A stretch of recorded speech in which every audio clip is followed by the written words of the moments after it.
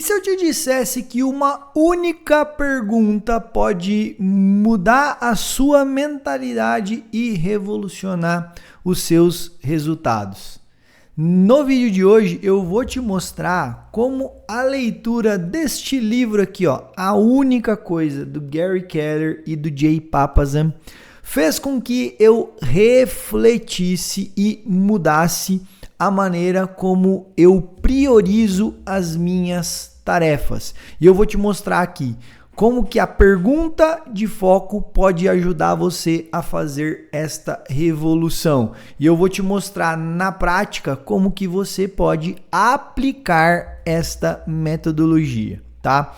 Vamos lá. Primeiro, eu li esse livro aqui em 2020. Naquele contexto que nós estávamos na pandemia, todos trancados dentro de casa, eu li muitos livros naquele ano e eu era diretor de uma escola particular naquele período. Ou seja, eu estava naquele momento de adaptação de toda a equipe. Tava aquela loucura. Todo mundo saiu da escola do presencial, fomos todos para casa, alunos, professores, as famílias.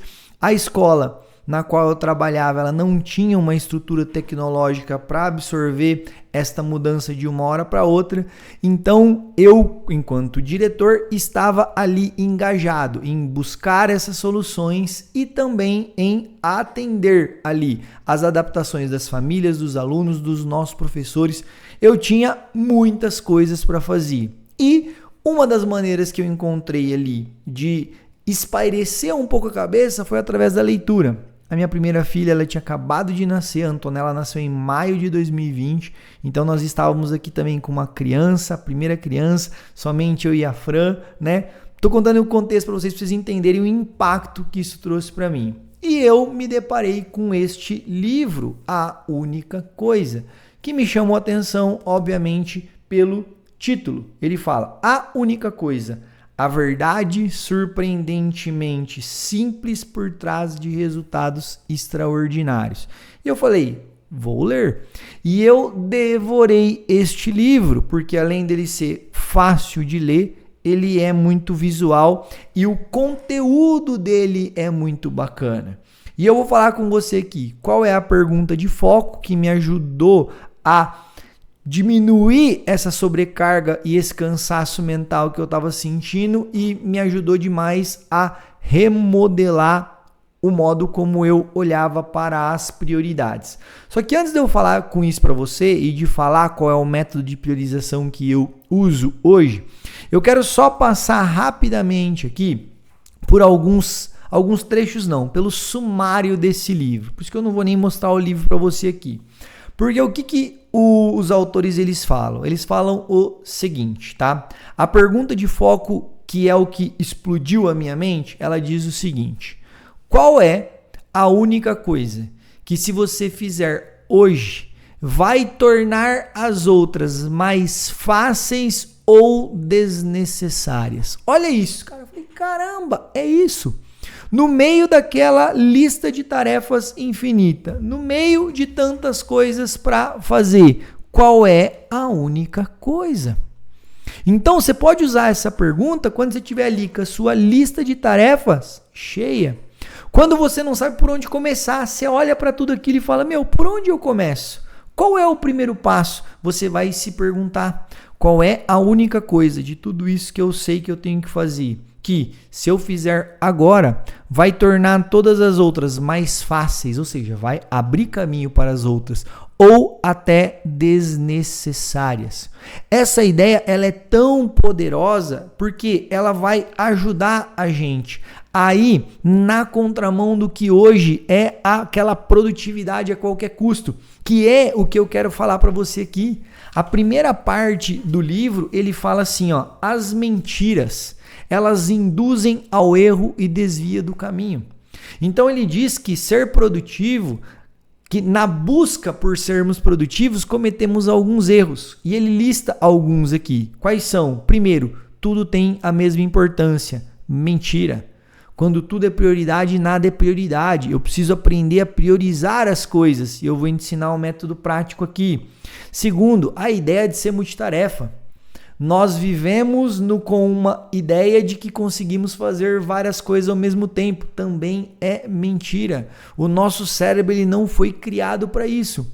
Nós estamos tentando nos adaptar a um cenário em que nós vivemos, onde nós temos mais tarefas do que tempo para fazer. Mas o nosso cérebro ele não é naturalmente um cérebro multitarefa. Isso é uma mentira.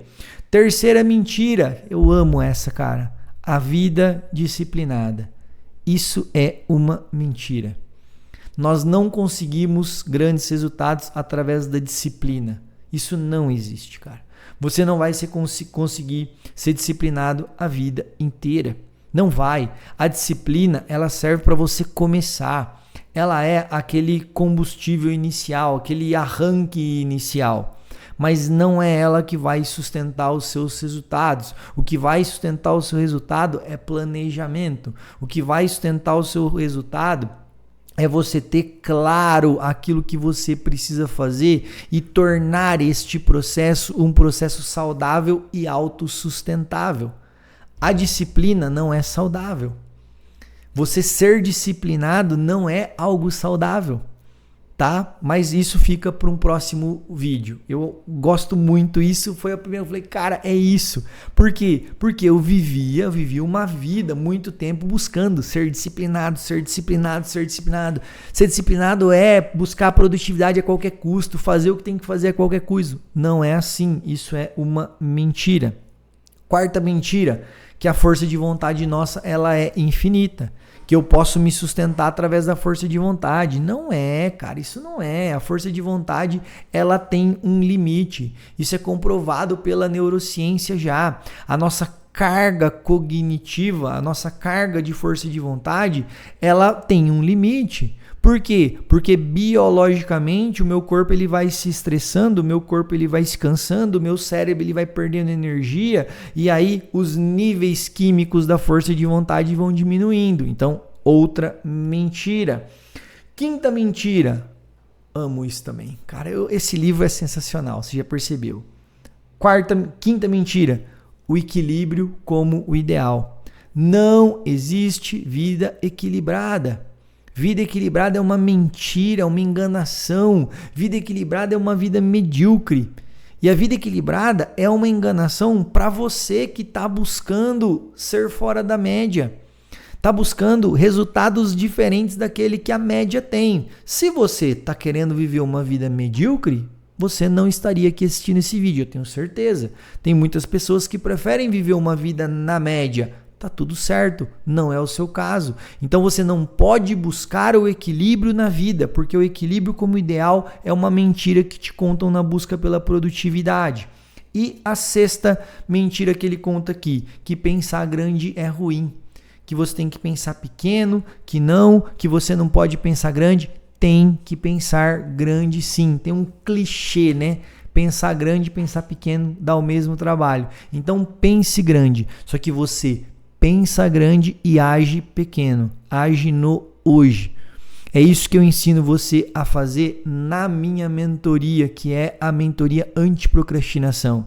Eu ensino você a enxergar uma visão aspiracional de 3 anos, enxergar grande, lá na frente, a olhar para um ano, a trazer para 12 semanas, a montar os projetos de 12 semanas e trazer para o agora no planejamento semanal e no planejamento diário, definindo as suas prioridades.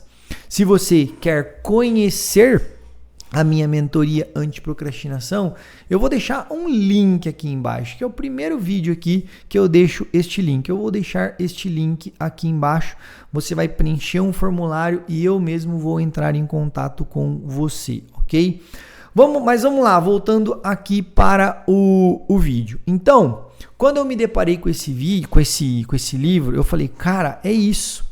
Eu preciso olhar para tudo aquilo que eu estou vivendo e eu preciso ter essa resposta. Qual é a única coisa que, se eu fizer agora, vai tornar as outras mais fáceis ou desnecessárias, mais fáceis de acontecer, ou às vezes fazendo isso eu nem preciso fazer do resto.